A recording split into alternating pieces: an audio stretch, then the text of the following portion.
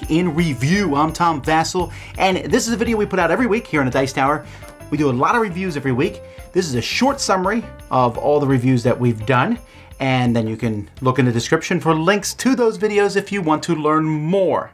Are you ready?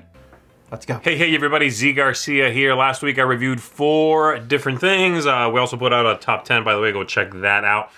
Here are the games. I reviewed Bob Ross, The Art of Chill game, a game that is of course based on Bob Ross and his paintings and his TV show. In this one you are painting along with Bob Ross, and the game is basically a set collection game and kind of a race game. You are attempting to do things before the other players and before Bob Ross, which is represented on the board by a track upon which he advances. It's a nice game, sort of a family weight game. It's got great visuals, of course. A lot of it is paintings by Bob Ross. And the game is a game that could have been a simple sort of cash-in on you know, an IP, a specific person and his legacy. But it's a well-made game. It's a game that is enjoyable, and I did like it. I thought it was fun, and I think it's going to be especially fun to fans of the man himself. So Bob Ross, yeah, I dug it. I reviewed Subterra. This is a cooperative game. Already got me there. I very much enjoy co-ops. And in it, you are exploring some caverns upon which you have become lost. You've fallen in. You're trying to find your way out before your flashlights run out. And you are contending with all sorts of things like cave-ins and water pools you have to traverse and dark monsters that you're not quite sure what they are. The gameplay is really neat. I thought it was a very well streamlined, interesting game. But I do have a couple of issues with the production quality of the whole thing overall. It's a little dark, the printing. Some of the components are a little lackluster, and so I think it could have been even better, and it's something that would have risen to the top for me much more. Still, I enjoy the game, and I can see that the design is very strong in this one. I reviewed Acclaim. This is a 2-player only trick-taking game with a clever twist in which you are not necessarily trying to win tricks, you are trying to control different groups of characters, fantastic characters, like dwarves and goblins and things like that, through trick-taking. It's a game that's only for 2 players. It's a game that feels clever, feels original, while also drawing a lot of its inspiration from classic trick-taking games. Well done, thumbs up on this one. If you like trick-taking, you want to find a good one for just 2 players, this is a good contender for that. And then lastly, I reviewed an expansion to 51st State Master Set, one of my favorite card games. This is called Scavengers, and you are going to add this deck of cards to 51st State. It's going to change a couple of rules, but the main thing it does is it now allows you to bring cards that were previously discarded by your opponents back into the game to work for you, and that's a nice twist. It doesn't always work, you know, it doesn't always become a part of sort of the meta game, but it's there, and when it does happen, it'll lend a new sort of flavor to the entire feeling of the game. I like it.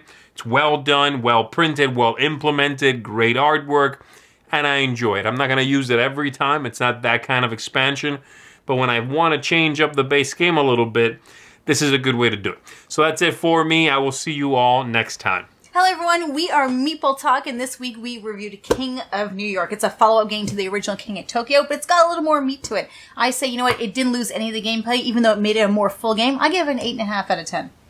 I thought this game was fantastic. I loved King of Tokyo, and this game adds more theme and more things to do without becoming more complex. There's a lot of epic moments. Thought it was awesome. I gave it a 9. Excellent. Come check out our full review if you want to hear more.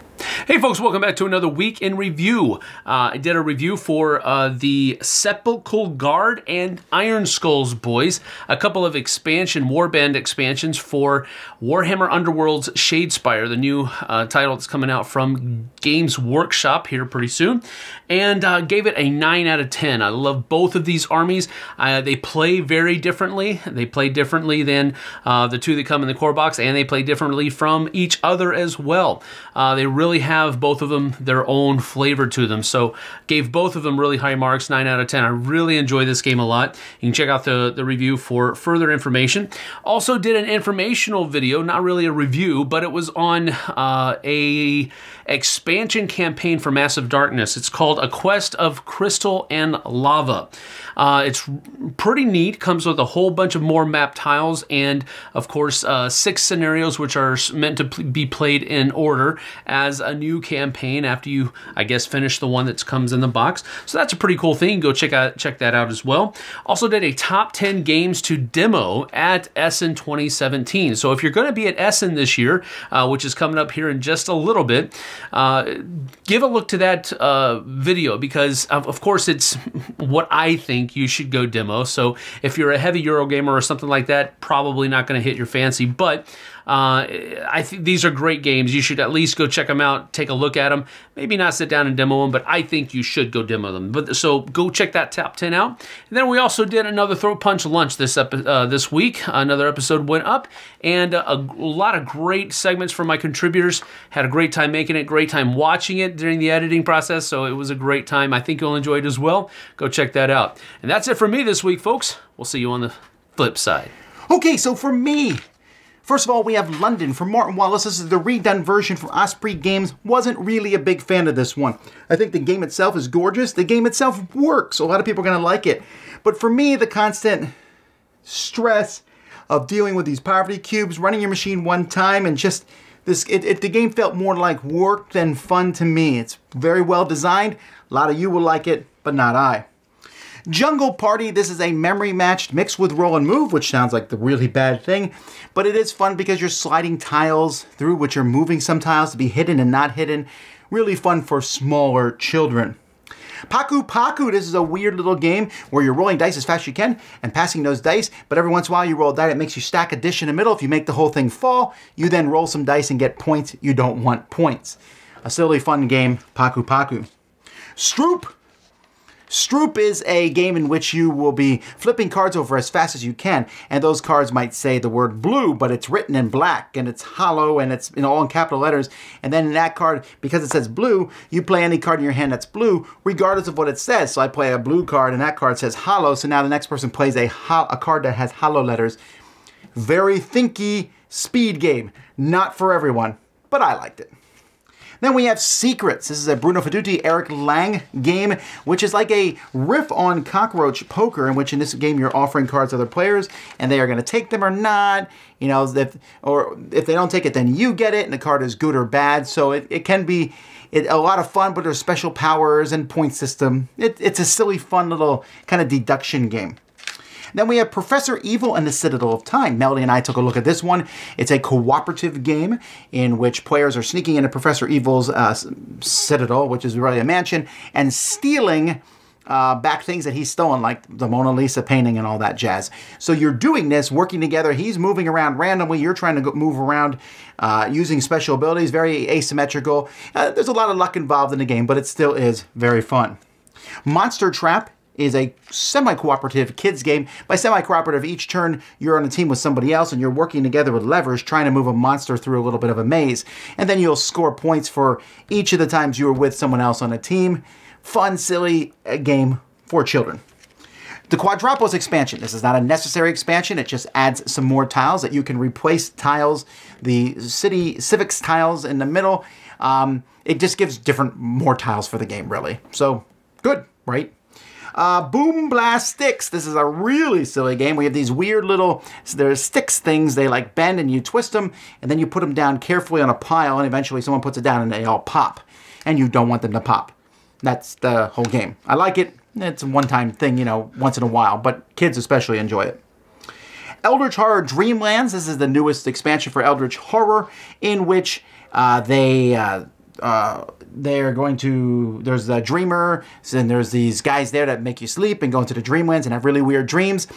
I don't know if there's enough in this box to warrant a full big box expansion, but at the same time, I really like the dreams. I think they're fun. They add a lot of theming to the game, so I really liked it in that regard.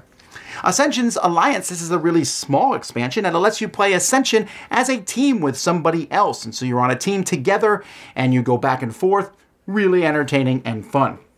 Port Royal, or Port Royal, I guess I should say. This is the Steve Jackson version of the game, originally from Pegasus. I love this game. It's a push your luck style game, as you are going to be flipping cards over and stopping and either taking a card that gives you money or buying a card and eventually trying to get the points. But if you bust, you get nothing. If you have a lot of cards out there, though, other people can also take cards, paying you money to do so.